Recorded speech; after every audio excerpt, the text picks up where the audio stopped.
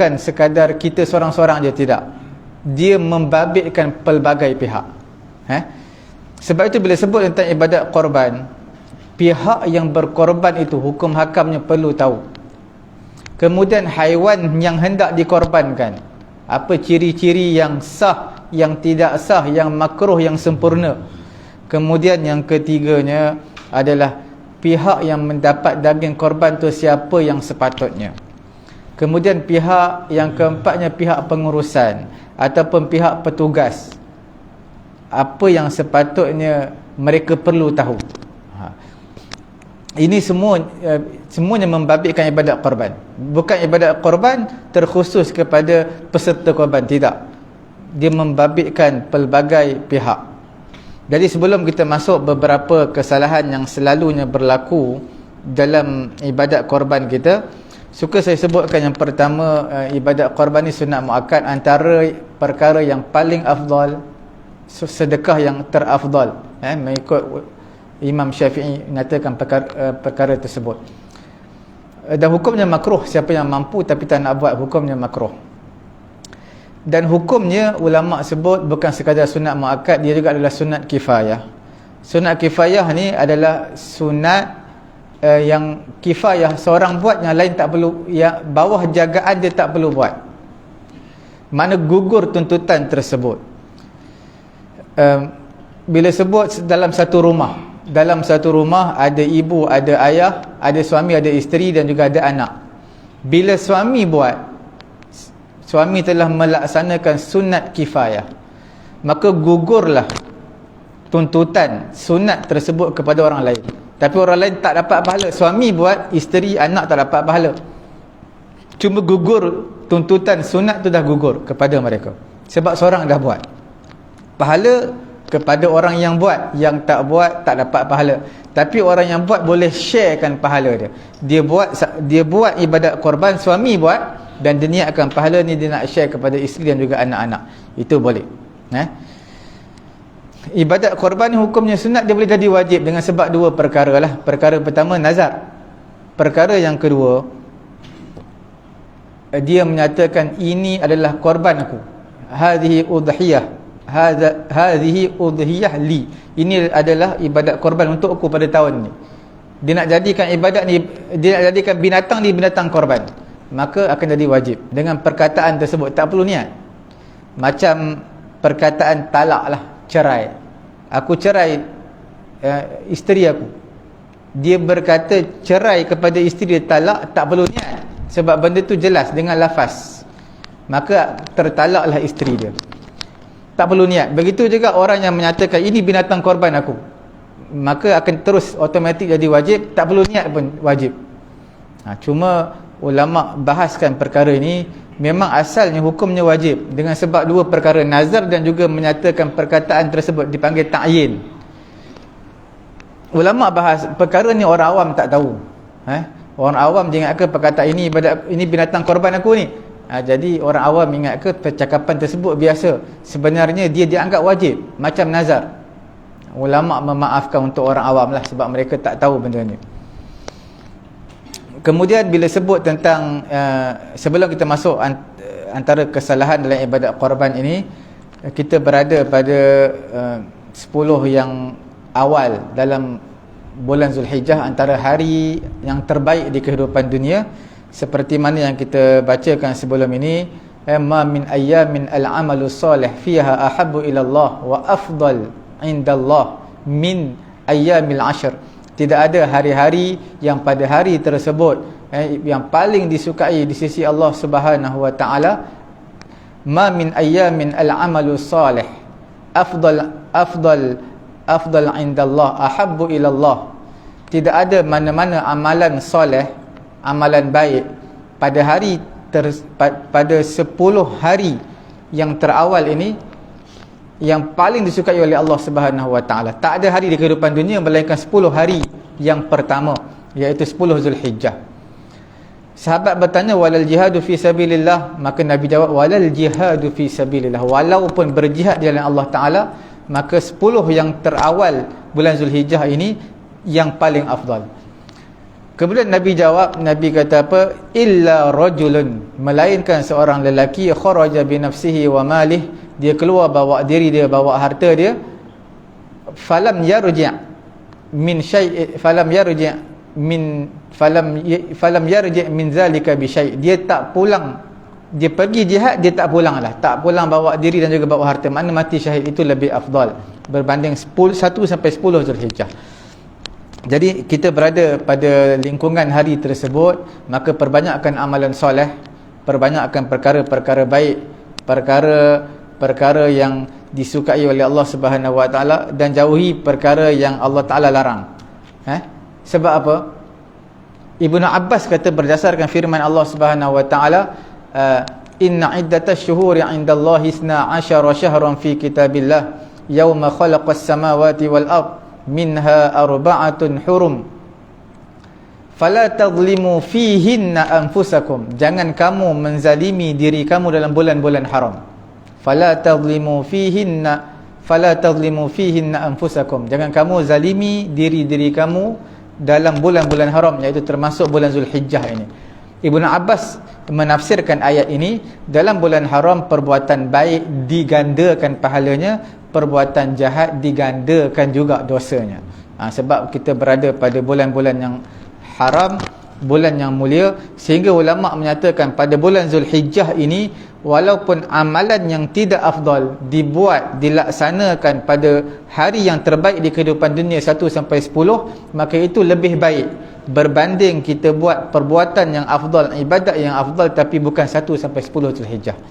Jadi ibadat yang mafdul, yang tidak afdal, itu lebih baik dibuat dalam bulan-bulan 1 sampai 10 Zulhijjah berbanding ibadat yang afdal tapi luar daripada 1 sampai 10 Zulhijjah. Sebab ini antara hari yang terbaik di kehidupan dunia.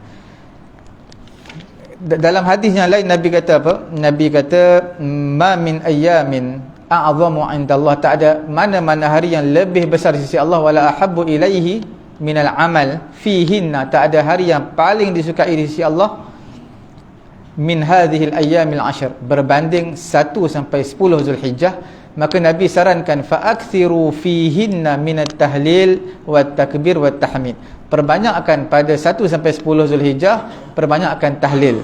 Tahlil ni bukan tahlil orang Melayu kita, maksud tahlil ni la ilaha illallah. Perbanyakkan tahlil, perbanyakkan la ilaha illallah, takbir Allahu Akbar, dan juga perbanyakkan tahmid, iaitu alhamdulillah. Riwayat Imam Ahmad.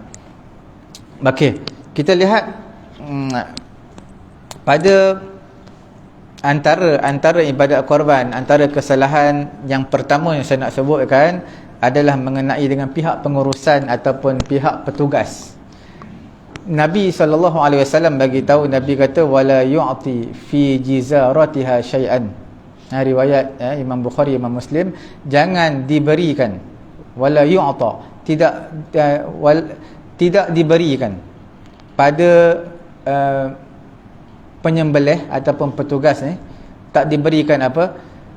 Syai'an, sesuatu pun daripada anggota korban, binatang korban. Tak boleh, sama ada kulit, walaupun tak ada orang nak kulit, bagi dia atas dasar upah, maka hukumnya haram. Tanduk, kaki dan sebagainya, semua anggota-anggota pada binatang korban tidak dibenarkan untuk diberikan sebagai upah, lebih-lebih lagi daging. Imam Muslim menambah dalam riwayat dan nahnu nu'tihi min indina, kami beri apa yang ada di sisi kami, kami beri upah daripada sisi kami, makna bukan binatang korban tapi benda lain, kami bagi duit ke, bagi apa ke yang lain.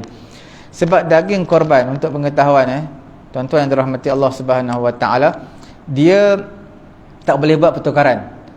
Maksudnya bila tuan-tuan jual daging korban, tuan-tuan ambil duit. Apa maksud jual? Mana tuan-tuan bagi daging, ambil duit. Itu dilarang. Ada satu lagi, daging korban ini tuan-tuan tukarkan imbalan dengan tenaga kerja. Orang buat kerja, tuan-tuan bagi daging korban sebab dia buat kerja. Sama macam jual beli juga. Sebab apa jual daging? Sebab kita nak duit.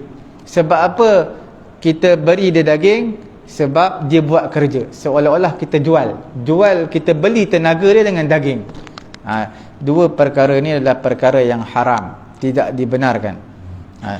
Macam mana nak mengelakkan dia? Maka tuan-tuan berilah upah. Tuan-tuan beri upah, kemudian barulah beri daging korban. Sama, dia atas kapasiti kita panggil rakyat biasa, orang kampung biasa ataupun orang taman yang biasa. Contohnya setiap rumah akan terima daging korban, maka tuan-tuan pun bagi dia daging korban atas nama dia penduduk di sini, bukan atas nama dia petugas korban. Ini banyak berlakulah, terutama bila mana tuan-tuan bagi dia sebab dia pagi tadi dia ada petugas sini, dia ada tadi tapi ada 2 jam je, tak apalah kita bagi daging korban. Itu upah. Sebab apa? Sebab kita bagi atas kerja dia. Yang tuan-tuan yang buat kerja ibadat korban pun ambil. Sebab apa? Pihak masjid bagi, saya tak nak pun.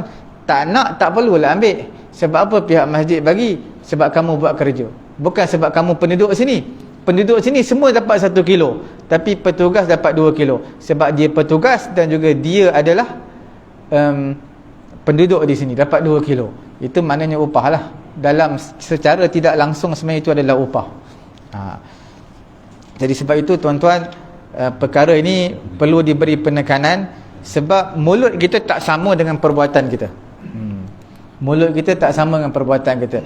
Walaupun perbincangan ulama-ulama fiqh di sana membenarkan bagi daging korban kepada petugas korban di atas kefakiran dia, dibenarkan bagi kepada orang kaya walaupun dia petugas korban atas nama hadiah. Ini letakkan nombor 2. Letakkan nombor 2. Sebab tuan-tuan bagi selalunya pengerusi AJK masjid bagi bukan sebab dia fakir, bagi bukan sebab dia bukan sebab hadiah, sebab dia kaya, bukan. Bagi ini selalunya atas imbalan kerja yang dia buat. Itulah dipanggil sebagai upah. Tuan-tuan kata ini hadiah ni. Hadiah ini tidak dibalas dengan kerja. Itu baru panggil hadiah. Kalau tuan-tuan dah dibalas dengan kerja, tiba-tiba nak bagi hadiah, itu namanya upah. Contoh yang selalu saya buat, contoh yang mudah. Tuan-tuan pergi ke kedai gunting rambut, tuan-tuan gunting rambut. Tuan-tuan kata tak apa, saya bagi hadiah kepada tukang gunting ni RM10. Memang harga RM10 pun gunting rambut. Itu bukan hadiah, itulah upah di gunting rambut. Jadi untuk pengetahuan tuan-tuan juga yang dirahmati Allah Subhanahu Wa Taala, sebenarnya bila mana kita buat satu perkara, mulut kita sebut lain, sebenarnya hakikatnya lain. Sebab hadiah ini adalah kita panggil one way, daripada satu jalan je. Mana tuan-tuan datang surau, tak buat apa pun, kami pihak surau bagi kepada tuan hadiah lah, kepada tuan, sebab tuan datang daripada jauh ni, buat tuan bukan penduduk sini, tapi kami menghargailah jasa tuan datang ke surau kami ni, ziarah kami bagi hadiah. Itu baru nama hadiah. Tapi bila datang sebab tadi bantu kami AJK Petungku Lumus tadi bersihkan lantai, walaupun tak hadir waktu bertugas, tapi las tu bersihkan dalam proses pembersihan surau tadi daripada darah-darah binatang korban, kami bagilah satu bungkus. Itulah namanya upah. Sebab apa? Kerja yang dia buat. Kalau tak ada kerja, itu dipanggil hadiah. Sebab itu kalau tuan-tuan halusi dalam karangan ulama-ulama fiqh, dia akan sebut apa? Beri hadiah kepada orang kaya walaupun dia petugas. Bila kita beri hadiah itu adalah selepas daripada kita beri upah dia. Kita beri upah yang setimpal dengan dia. Tuan-tuan jangan kaburkan pandangan hukum dengan tuan-tuan kata kita bagilah upah RM10. Kerja dia teruk daripada pukul 8 sampai zuhur, tuan-tuan bagi RM10. Dia kata ini upah dia, tapi kita bagilah hadiah dengan korban. Itu tuan-tuan nak mencari helah. Mana ada orang kerja RM10 daripada pukul 8 sampai pukul 1. Dia kata ini kita buat kerana Allah Ta'ala, masjid ni ibadat korban. Kerana Allah Ta'ala kita tak ambil duit. Kerana Allah Ta'ala kita tak ambil daging korban. Kita ambil duit. Contoh tuan-tuan nak mengajar Quran. Tuan-tuan pandai Quran ni, tajwid semua pandai, tuan-tuan nak mengajar Quran. Kita mengajar kerana Allah, tapi orang bagi duit kita ambil juga. Kita ambil. Cuma dalam ibadat korban boleh ambil upah. Sama macam kita mengaji semua boleh ambil duit, ambil upah. Mengajar Quran, mengajar hadis ke, mengajar apa ke, boleh ambil duit. Yang tak boleh dalam ibadat korban adalah ambil binatang korban tersebut. Apa dia? Sebab apa? Kerana ibadat korban adalah satu ibadat yang kita, binatang yang kita persembahkan di hadapan Allah. Kita tak nak apa-apa upah daripada binatang korban. Sebab tu binatang korban tak boleh jual. Kalau tak ada orang nak, tanam. Kulit tak ada orang nak lah, perut tak ada orang nak, tanam. Tak boleh jual. Kita kata jual pun tak apa, duit masuk masjid. Memang tidak dibenarkan. Tak dibenarkan jual. Walaupun bukan untuk kepentingan diri, untuk duit masuk tabung masjid, tak dibenarkan, tak boleh jual. Samalah dalam masalah upah dan ibadat korban. Ini antara ramai manusia terlepas pandang lah, terutama AJK ataupun petugas korban. Tuan-tuan kalau datang surau masjid, tuan-tuan buat kerja, kemudian tuan-tuan buat apa? Tunggu kat belakang. Tunggu apa? Tunggu nama dipanggil. Sebab apa? Sebab tuan-tuan buat kerja pagi tadi, nak dapatlah bahagian daging. Sebenarnya tuan-tuan kena sembunyikan diri tuan-tuan, tak perlu dapat upah daripada daging. Kalau nak duit saya nak. Tapi kalau nak dapat juga, tuan-tuan pakai baju yang biasa. Maksud baju biasa ni, mana bukan atas pakaian petugas korban, tapi atas pakaian orang biasa. Macam contohnya bila kita buat sembelihan korban, orang akan datang, orang Bangladesh akan datang, orang mana-mana pun datang, yang tukar-tukar sapu sampah pun datang tunggu. Kita pun tunggu sekali kan orang. Kalau ada dia akan buka beberapa sesi mungkin untuk bagi, maka kita akan dapat daripada proses pembahagian tersebut. Sebab kita tak ada kad, contohlah.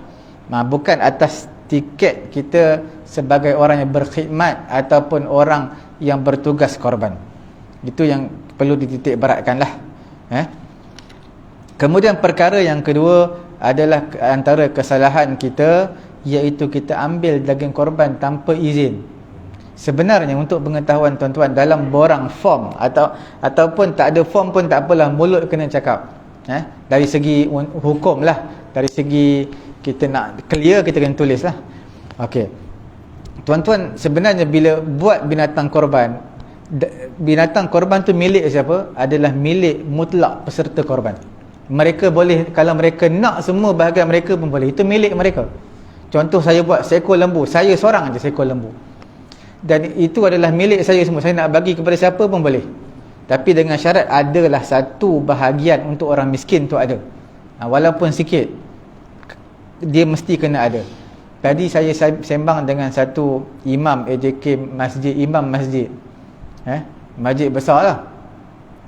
Dia kata apa? Kami buat sembelihan korban, pembahagian daging korban pada hari raya kedua, tapi hari raya pertama kami dah tumbangkan lembu. Saya tanya soalan pertama je, lembu pada hari raya pertama tu tuan imam sembelih atas nama korban ke apa? Dia kata korban, atas nama korban. Tapi pada hari pertama tu kita masak semua sekali. Saya kata, lembu tu lembu korban ke lembu bukan ibadat korban? Dia kata itu lembu korban. Dalam hati saya, fikiran saya,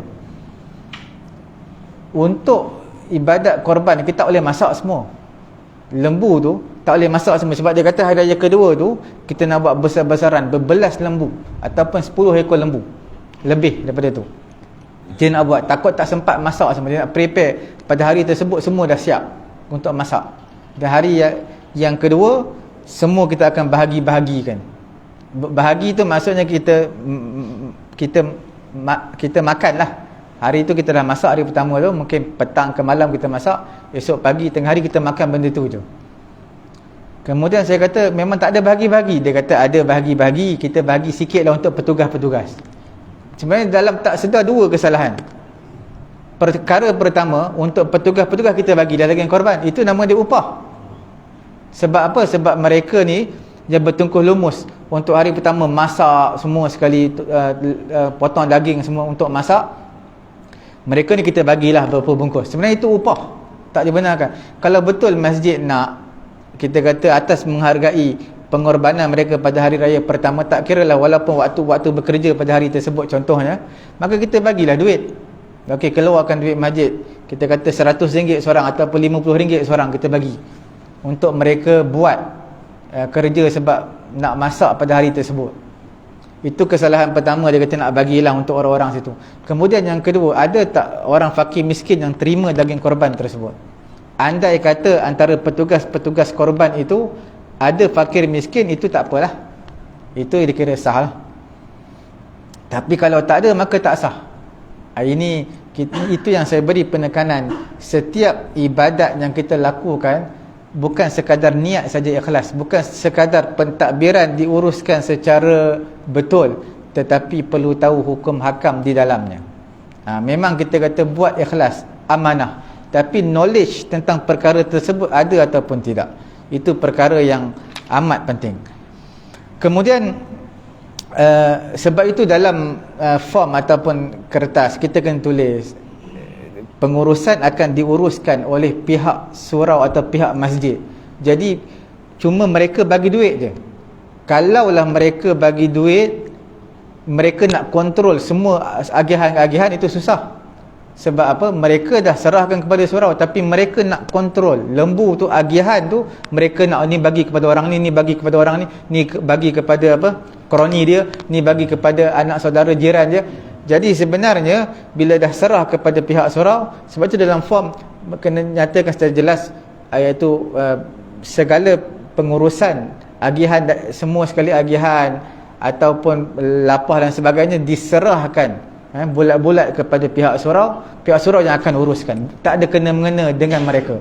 Bila mereka dah bayar duit, mana mereka setuju surau yang uruskan ataupun masjid yang uruskan. Memang asalnya milik mereka, tapi kita kena jelaskan dalam kertas, iaitu sebenarnya walaupun milik kamu telah serahkan kepada pihak pengurusan surau ataupun masjid.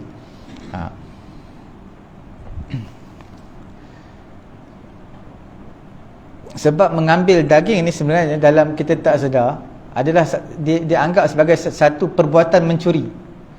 Sebab itu kita katakanlah ibadat, bukan kata ibadat korban, dalam sembahyang pun tuan-tuan bawa beg ada laptop, tuan-tuan berani tak tinggal di belakang? Takkan berani. Walaupun beg yang tak ada laptop pun, yang tak ada iPad pun, tuan-tuan takkan berani tinggal belakang. Sebab apa? Risau. Orang jahat ni, mereka bukan kira semayang tak semayang, semayang nombor 2, semayang nombor 2, tapi benda dah ada depan mata, mereka ambil tu. Semayang, memang mereka datang nak semayang, tapi dah ada peluang depan mata, mereka ambil tu. Jadi sebab itu kita kena berhati-hati. Bukan semua yang datang ini adalah orang yang baik.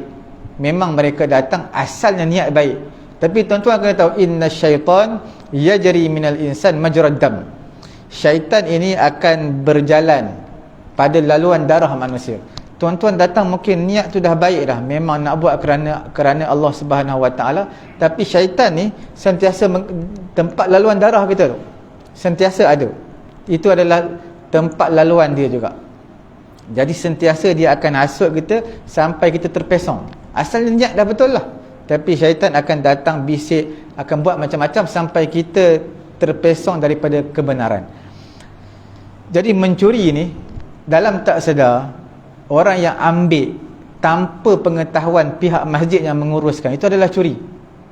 Ataupun tuan-tuan kata, saya tak curi, saya ambil dengan pengetahuan masjid, tapi dia dah asingkan siap-siap dia punya bahagian, apa kita panggil, bahagian apa, yang bahagian batang pinang, bahagian punggung, kaki, semua dia simpan elok-elok lah, dah simpan untuk dia. Sebenarnya itu tanpa pengetahuan orang, tanpa pengetahuan AJK juga dia buat tu, itu dah anggap curi juga. Sebab itu tuan-tuan, dalam satu peperangan orang mengucapkan tahniah atau dalam riwayat Imam Bukhari, Imam Muslim, kepada seseorang yang mati syahid ni. Tapi apa yang Nabi kata? Nabi kata, kalla walladhi nafsi biyadih. Tak, tidak, demi Tuhan yang jiwaku di tangannya. Inna syamlata allati akhazaha yawma Khaybar minal maghanim lam tusibaha al-maqasim latashta'ila alaihi naran, latashta'ila alaihi naran. Nabi kata tak. Orang semua pakai puji dia mati syahid. Nabi kata tak.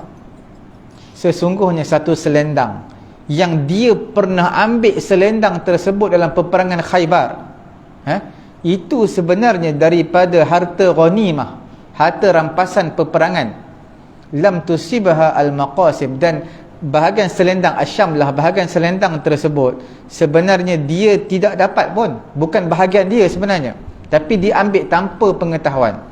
Maka Nabi kata la tashta'ila alaihi naran, selendang tersebut akan menyalakan api neraka untuk dia. Tuan-tuan nampak selendang ni berapa ringgit sangat? Mungkin selendang tu kita tak tahulah selendang jenis apa, sebab selendang ni macam-macam jenis ada, tapi kita kata tak sampailah harga sebiji motor, tak sampailah harga sebiji sebuah ni kereta. Tapi Nabi menyatakan la tashta'ila alaihi naran, selendang tersebutlah akan menyalakan api neraka Allah kepada dia, walaupun dia mati syahid tu, dia bukan orang biasa. Kita ni bukan mati syahid, orang biasa je, kemudian nak mencuri pula daging ni bukanlah harga sebiji motor, tak. Tapi tuan-tuan bayangkan orang yang mati syahid pun mengambil selendang daripada harta rampasan peperangan dalam peperangan Khaybar, dia dinyalakan api neraka untuk dia sebab satu selendang. Tambah lagi kita walaupun satu bungkus daging tanpa pengetahuan, dia itu dianggap curi, walaupun tak sampailah tahap ke potong tangan, sebab potong tangan ini dia tak ada syubhah. Bila sebut tentang korban, dia bukan individu, dia hak ramai. Jadi bila mencuri perkara yang syubhah itu termasuk dalam perkara yang samar-samar. Jadi kita tak boleh, tak ada dikenakan hukuman hudud. Tuan-tuan curi duit tabung masjid tak dikenakan hukuman hudud, tapi dikenakan hukuman lah, sama ada penjara ke apa ke, dipanggil ta'zir. Hukuman tetap kena, tapi hudud tidak kena, sebab bukan duit individu, duit masjid, duit orang ramai, daging korban, harta orang ramai. Tuan-tuan tak kena hukuman hudud mencuri, tapi dianggap berdosa. Dan kalau ada undang-undang yang boleh memenjarakan, mungkin tuan-tuan dikenakan penjara.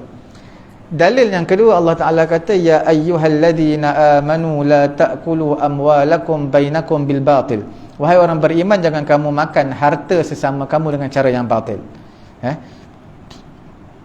Ini nak menunjukkan orang mati syahid dia akan pergi ke hujungnya api neraka Allah. Sebab apa? Di tengah-tengah tu amalan dia tidak baik, walaupun dia mati syahid ni.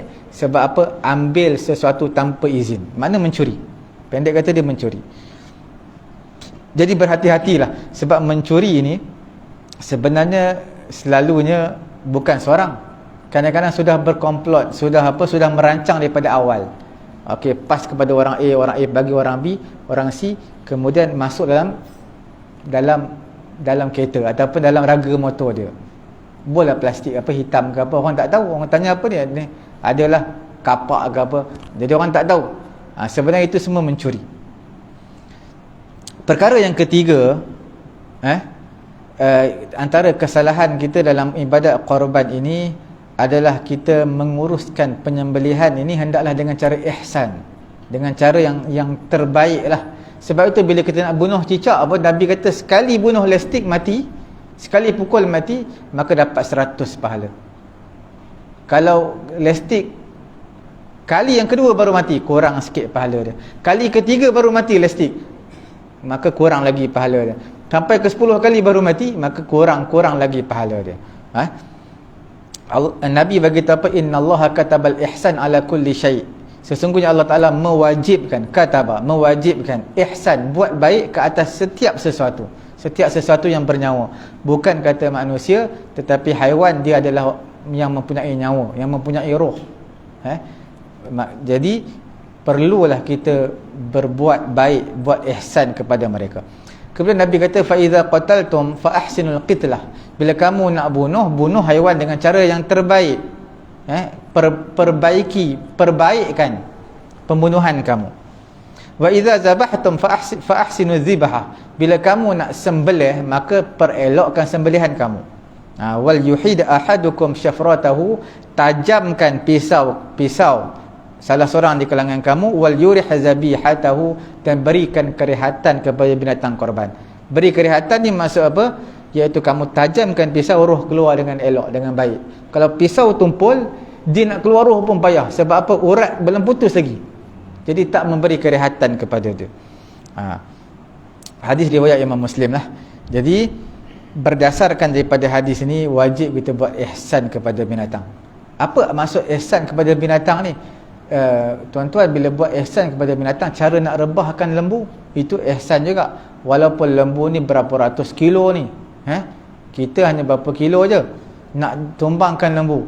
Sebenarnya tuan-tuan, dalam ayat surah Yasin, وَذَلَّلْنَاهَا لَهُمْ فَمِنْهَا, sebelum ayat tu, awalam yarau anna khalaqna lahum mimma amilat aydina an'aman fahum laha malikun. Tidakkah manusia melihat anna khalaqna lahum, Allah Ta'ala ciptakan untuk manusia ni, segala yang ada dekat dunia ni adalah untuk manusia. Dan tidak mustahil, ulama tafsir kata tak mustahil, kanak-kanak, budak-budak, dia seorang boleh memimpin ataupun boleh menuntun 10 ekor unta belakang dia. Dia budak kecil je, tapi unta akan dengar cakap dia. Okey, walaupun budak yang kecil nak bagi tahu haiwan-haiwan yang Allah tundukkan kepada manusia.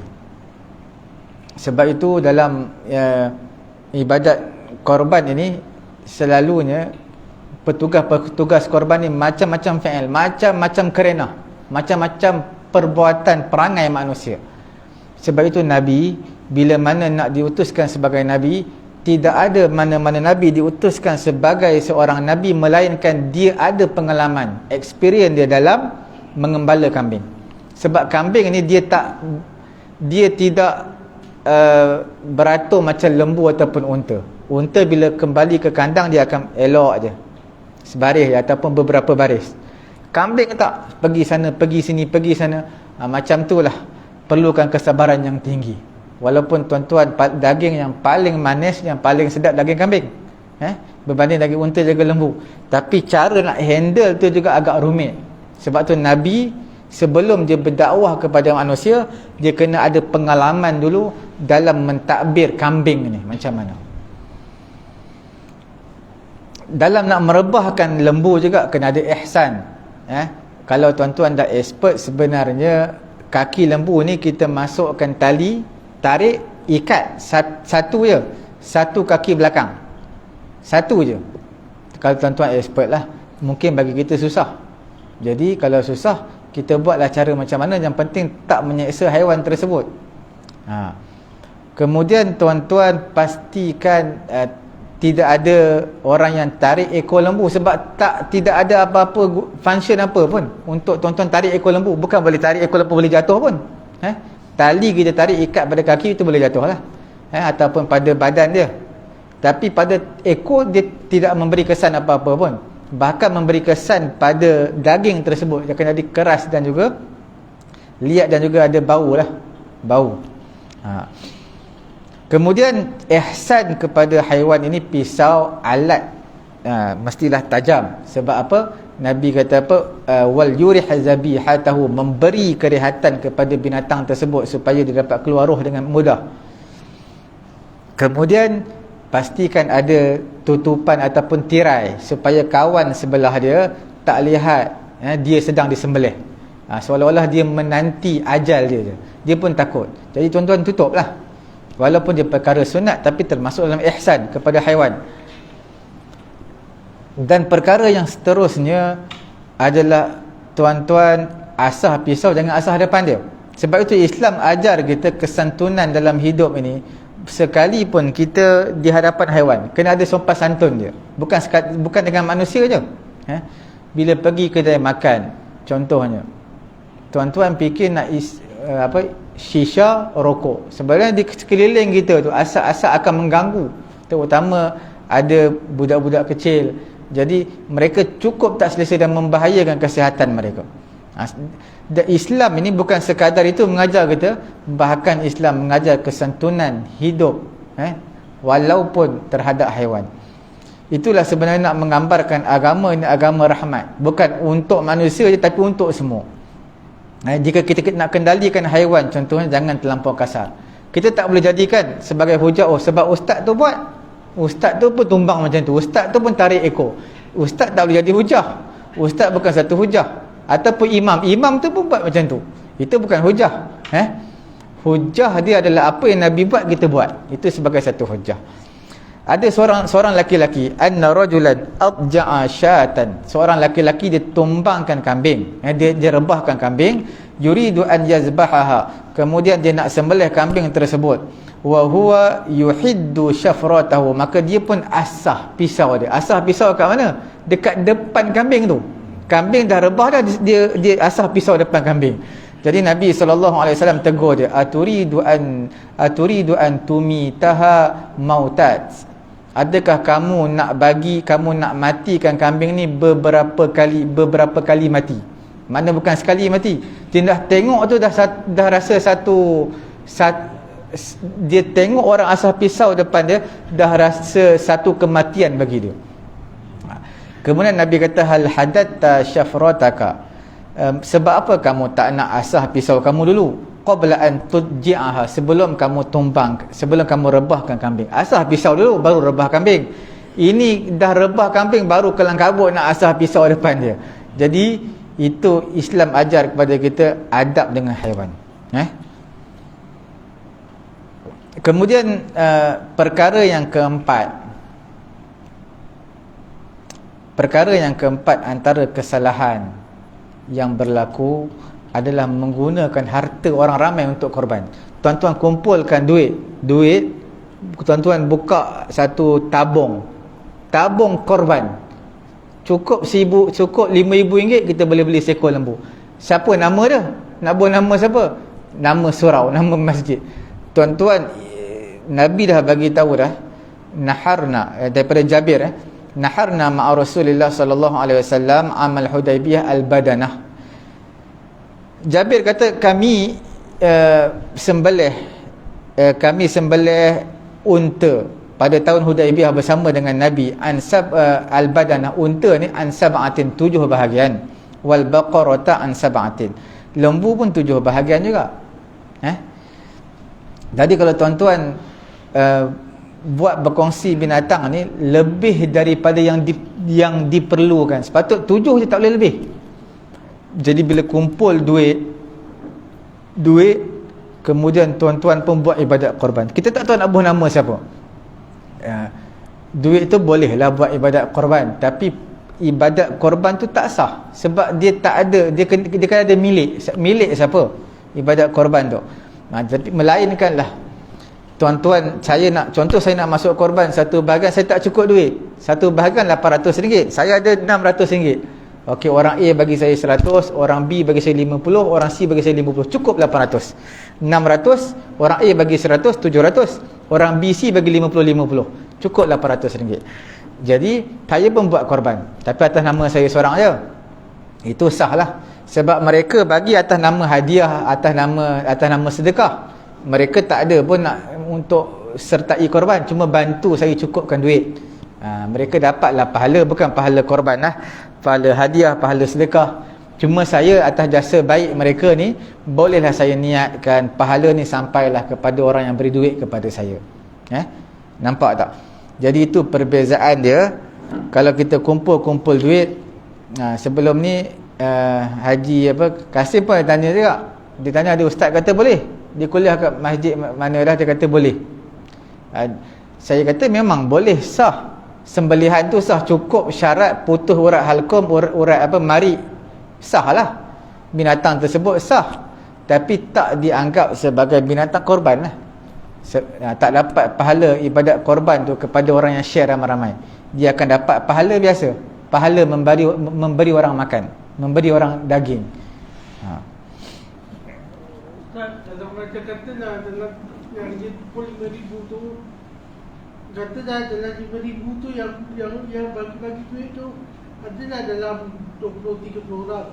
Kemudian dah cukup 5,000 tu, dia select hanya 7 orang saja yang untuk dibubur nama dalam bahagian lembu tu. Itu macam mana tak? Itu boleh lah. Contohnya seseorang ni dia nak buat, kita panggil masjid ataupun surau lah, dia nak buat ibadat korban, tapi sampai 20 orang yang keluar duit. Boleh.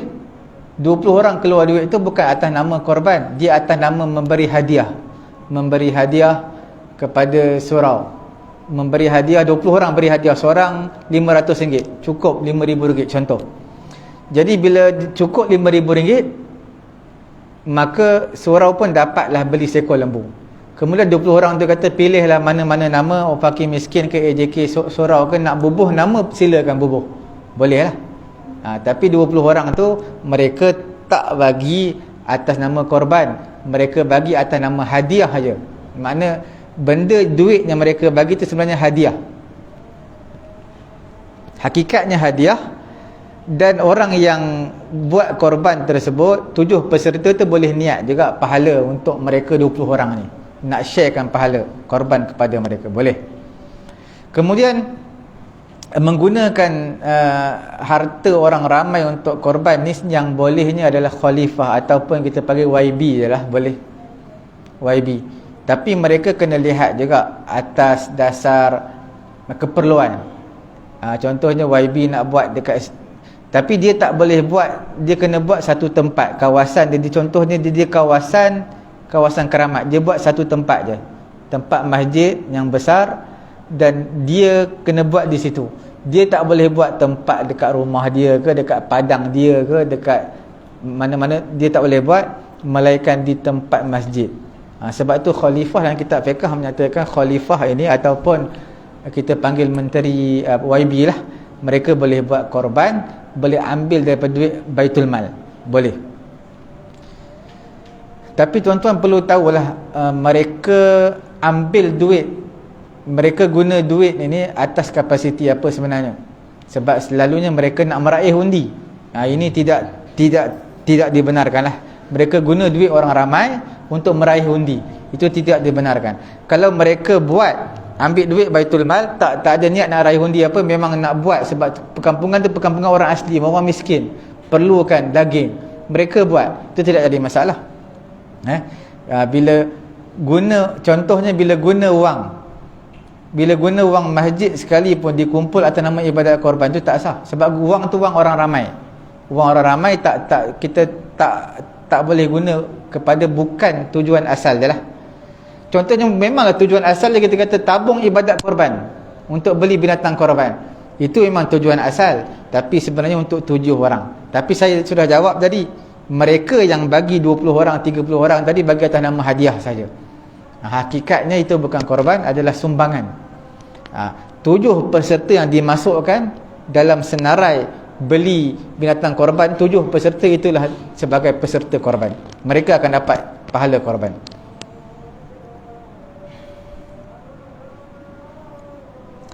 Sebenarnya bila mana contohnya YB lah, ataupun kerajaan yang menguruskan bantuan, ataupun nak buat ibadat korban, tapi mereka buat ni walaupun mereka dibenarkan menggunakan harta Baitul Mal, tapi untuk meraih undi, untuk menawan hati pengikut dia daripada harta Baitul Mal, tapi bukan atas dasar, bukan atas dasar tuntutan daripada agama Islam, tapi untuk kepentingan diri, maka itu dipanggil satu pengkhianatan sebenarnya, satu pengkhianatan.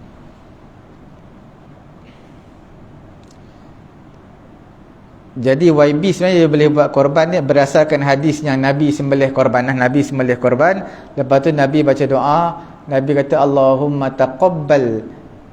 taqabbal min Muhammadin wa ali, Allahumma taqabbal min Muhammadin wa ali Muhammadin wa min ummati Muhammadin sallallahu alaihi wasallam. Nabi doa, ya Allah terima ibadat korban untuk aku, terima ibadat korban daripada aku, daripada keluarga aku, dan juga daripada umat aku. Daripada umat aku tu ulama kata orang umat Nabi yang tak mampu buat ibadat korban, Nabi telah buat bagi pihak dia.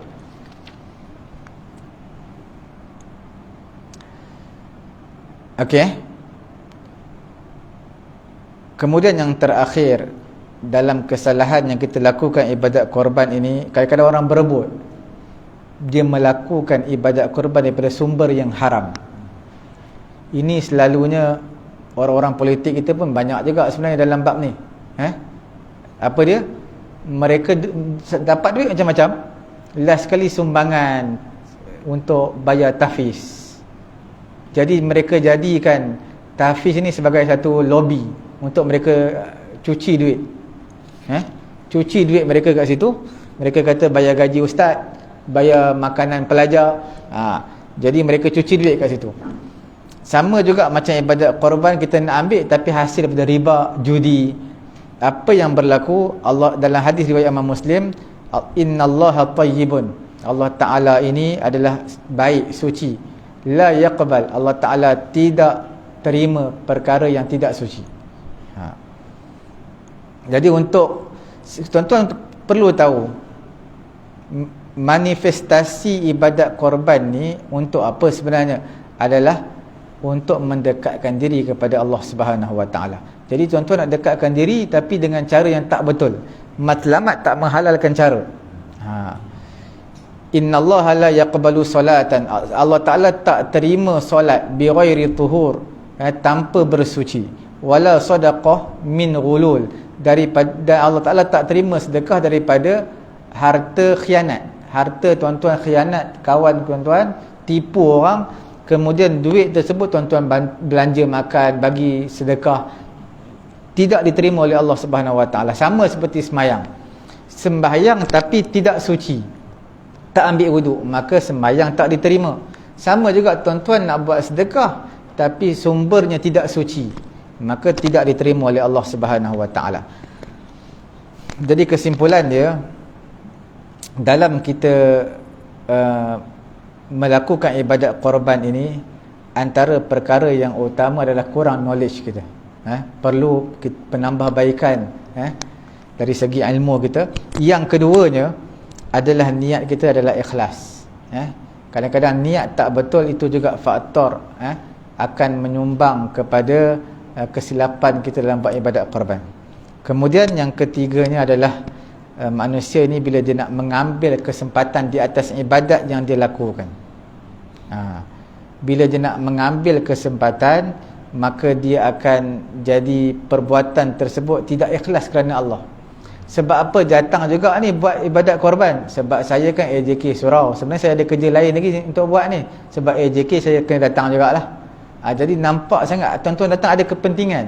Sebab tuan-tuan jadi pengerusi, tuan-tuan jadi AJK, kena tunjuk muka juga datang, bukan kerana Allah Subhanahu Wa Taala. Kemudian antara kesilapan yang kecil lah, tuan-tuan bila nak lapah lembu ataupun kambing ni, pastikan roh mereka keluar habis. Lembu ni dalam 10 minit lah, lebih kurang tu lah. Makna tuan-tuan nak pastikan senang je, tuan-tuan cek mata dia, tepuk mata. Kalau tak berkelip tu, maknanya roh sudah keluar habis lah. Kalau masih berkelip lagi, maknanya roh tak keluar habis lagi.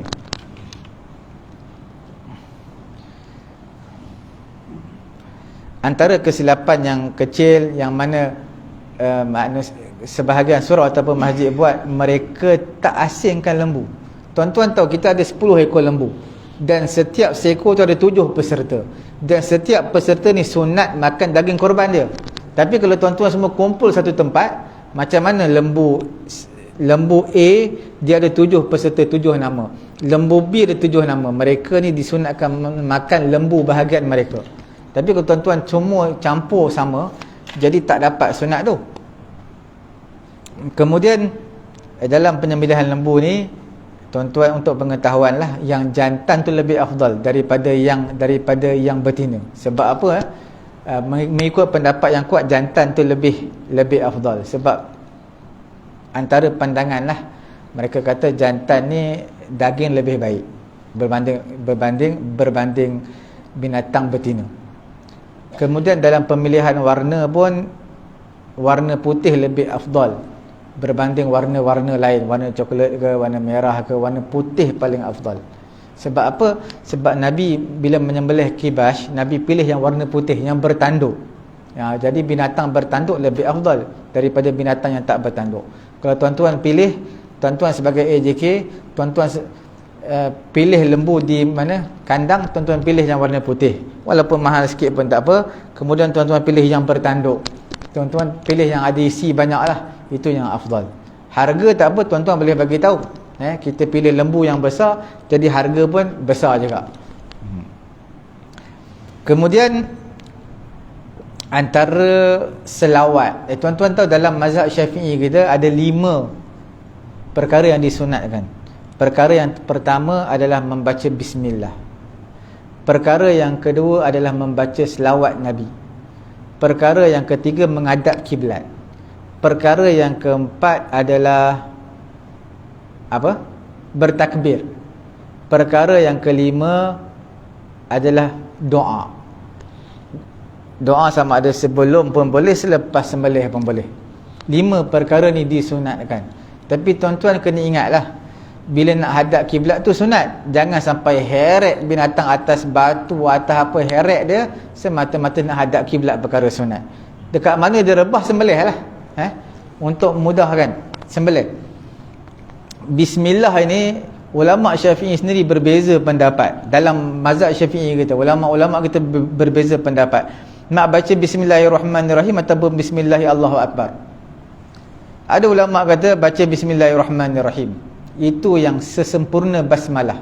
Bismillahirrahmanirrahim, sembelih baca bismillahirrahmanirrahim. Ada ulama jawab tak sesuai, sebab Ar-Rahman Ar-Rahim ni maha pengasih lagi maha penyayang. Tak sesuai ketika sembelih. Ulama jawab sebenarnya Ar-Rahmanir-Rahim itu adalah rahmatan lil akilin, adalah sebagai rahmat. Ar-Rahman Ar-Rahim itu adalah yang maha pengasih lagi maha penyayang sebagai rahmat untuk orang yang makan, bukan untuk yang binatang disembelih. Jadi ada 2 pendapat di kalangan ulama mazhab kita. Nak sembelih baca bismillahirrahmanirrahim pun okey, baca bismillah Allahu akbar pun okey. Dua-dua betul. Walaupun mazhab-mazhab yang lain mereka baca bismillah Allahu akbar. Kemudian selawat dalam mazhab Syafi'i disunatkan. Dalam kitab-kitab fiqh sendiri kata selawat disunatkan. Bismillah, kita selawat Allahumma salli ala sayyidina Muhammad wa ala ali sayyidina Muhammad. Disunatkan juga selawat ketika sebelum sembelih. Selepas sembelih pun ulama kita disunatkan juga. Cuma makruh hukumnya seiringkan nama Allah dengan nama Muhammad. Contohnya bismillahi wa bismi Muhammad. Dengan nama Allah dan nama Muhammad, itu makruh. Selawat disunatkan. Allahumma salli ala sayyidina Muhammad wa ala ali sayyidina Muhammad. Apa dalil dia? Memang tak ada dalil lah. Ada Nabi selawat, Nabi ketika mana Nabi nak sembelih, ada ke Nabi selawat? Tak ada hadis sebut pun. Yang ada pun Nabi baca bismillah aja.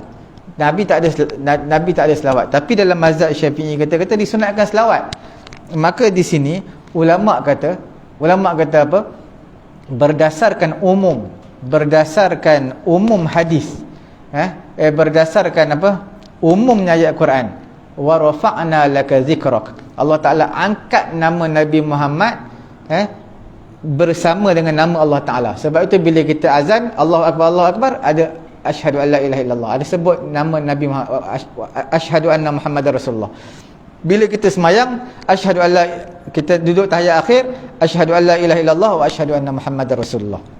Sebut nama Allah akan ada nama Nabi.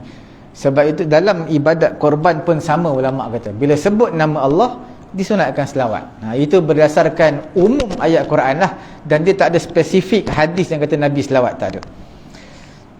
Kemudian perkara yang ketiga, takbir. Takbir ni ulama Syafi'i kata takbir Allahu akbar, Allahu akbar, Allahu akbar, dan disunatkan tambah walillahil hamd. Ada kita takbir raya pun ada Allahu akbar, Allahu akbar, Allahu akbar, la ilaha illallah wallahu akbar, Allahu akbar walillahil hamd. Bolehlah juga. Takbir raya pun tak apalah. Cuma sebahagian mazhab mereka kata takbir tu maksudnya bismillah Allahu akbar. Mazhab Syafi'i kita kata tak. Sebenarnya takbir tu Allahu akbar, Allahu akbar, Allahu akbar walillahil hamd. Disunatkan sebelum sembelih dan juga selepas sembelih. Dia berbeza sikit dengan pendapat mazhab yang lain. Kemudian memanglah kita akui memang sebahagian ulama mereka tak setuju. Mereka takbir ni maksud Allahu Akbar, bismillah Allahu Akbar. Tak apalah, untuk kita raikan keadaan setempat boleh je lah, tidak jadi masalah, bukanlah perkara tersebut haram pun. Kemudian kita beri makan minum kat haiwan tu lah, bagi lah daun-daun ke rumput ke ataupun air ke sebelum mereka meniti ajal mereka pada keesokan harinya. Kemudian daging korban ni seperti mana tuan-tuan tahu, haramlah kita beri kepada siapa?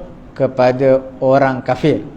Haram dalam mazhab kita je haram, mazhab lain okey je, ada yang kata makruh, mazhab Malik makruh, mazhab lain kata apa. Sebenarnya untuk meraikan antara mazhab-mazhab ni, bagi pendapat saya lah, kita boleh bagi kepada orang kafir sebenarnya berdasarkan mazhab yang lain. Cuma kita beri keutamaan kepada orang Islam tu. Kerana kalau ada orang Islam yang miskin dengan orang kafir yang miskin, kita beri orang Islam tu. Kalau ada lebih, baru kita bagi kepada orang kafir yang miskin. Sebab mereka pun manusia juga. Cukup sekadar tu dulu. Semoga Allah Ta'ala merahmati kita. Ada apa-apa soalan tak? Ya. Saya masih lagi ada masalah upah, Ustaz. Upah. Upah pegang-pegang. Jadi kebiasaan kita akan, yalah, kita bagikan bila dia orang ada tugas, dia ada usaha, dia ada tolong, kita akan bagi lagi. Ya. Sekarang ni, kepada perusahaan nanti, kita kena bagi upah. Jadi upah ni dengan tunai, dengan duit tunai. Dia tak semesti duit tunai. Apa-apa upah pun boleh, yang setimpal dengan kerja dia lah. Selalunya duit lah.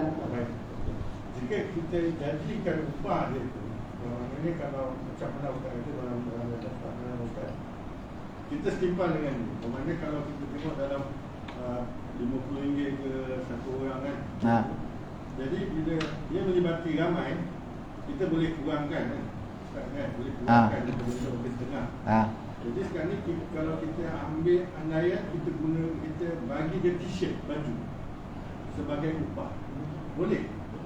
Dia kalau kita kata kita nak bagi, contohnya lah, orang yang bekerja ni ramai sangat, kita nak bagi duit pun susah juga. Kita ganti dengan t-shirt. T-shirt tu mestilah harga dia sama dengan upah tadi. Kalau upah RM50, setiap orang kita bagi, baju pun kena harga RM50 juga. Kalau baju tak cukup harga RM50, mungkin harga RM20. Kita bagi baju, top up dengan baki lagi 3, top up lagi RM30. Baju dan juga duit tunai RM30. Masih juga perlu untuk memenuhi dengan upah. Memenuhi upah. Sebab sebahagian orang, mereka nak tutup, mereka nak buat satu helah. Mereka kata kita bagi daging korban atas nama hadiah, upah pun kita bagi, tapi dia bagi hanya RM10. Takkanlah tuan-tuan buat kerja dia bagi RM10. RM10 ni kadang-kadang makan mihon pun dengan air pun dah RM10 lah. Tambah-tambah sekarang harga semua naik, tepung semua, minyak pun naik sampai RM40 lebih minyak. Jadi takkan tuan-tuan nak bagi RM10. Lepas tu tuan-tuan tutup dengan apa? Kita bagi hadiah daging korban. Itu sebenarnya upah tu. Jadi tuan-tuan bagi yang setimpal. Kalau RM50, okey, semua dapat RM50. Okey, nanti kita bagi daging korban. Ini lebih ni adalah sebagai hadiah. Ustaz, kalau t-shirt campur dengan jamuan yang lepas tutup jamu. tak boleh. Jamuan tu untuk semua. Jamuan untuk semua, bukan untuk petugas korban, untuk semua. Apa dia, Ji? Nak ayat kata apa dia? Satu lagi, Ustaz. Memandangkan tugas-tugas ni pun adalah penduduk. Ya.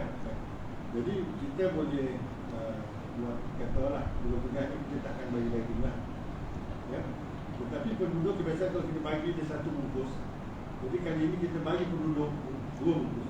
Boleh? Macam tu boleh dah? Boleh. Tak ada juga lah bagi okeylah mana. Karena mungkin macam Ustaz kata tadi kan, mungkin kita ada andaian tu katakan tak apalah, orang tu tugas tu kita bagilah bagi sebagai penduduk, kita duduk penduduk kita. Mana kebiasaan kita bagi satu bungkus, mana penduduk tu akan dapat 2 bungkus. Boleh tak? Boleh. Jadi kalau lah soalan dia, kalau sebelum ni kita bagi setiap penduduk dapat 1 bungkus, Tapi banyak di kalangan kita ni, penduduk kita, banyak di kalangan petugas-petugas kita adalah penduduk sini. Jadi macam mana cara dia? Kita bagi setiap rumah dua bungkus, boleh? Tapi dua bungkus tadi sama ada dia petugas korban ataupun tak, setiap rumah kita akan bagi sama. Sama rata. Sama ada dia bertugas, dia jadi petugas pun kita bagi dua bungkus.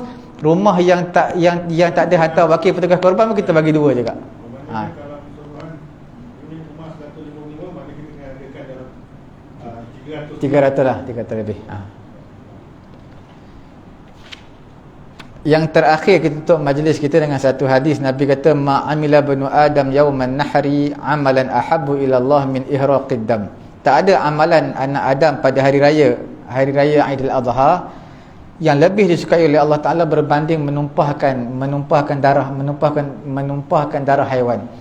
Jadi maksud tuan-tuan, bila hari raya, tak kira hari raya pertama, kedua, ketiga, keempat sampai hari tasyrik habis, hari yang pada ketika itu hari yang paling terbaik adalah kita bantu dalam menyembelih, dalam melapah, dalam bungkus, dalam potong daging. Itu yang paling afdal berbanding tuan-tuan baca Quran, tuan-tuan sembahyang duha sampai 12 rakaat, tuan-tuan duduk betapa seseorang dalam bilik baca Quran sampai 15 juzuk seorang-seorang, tuan-tuan zikir, maka duduk bersama-sama gotong royong itu lebih afdal.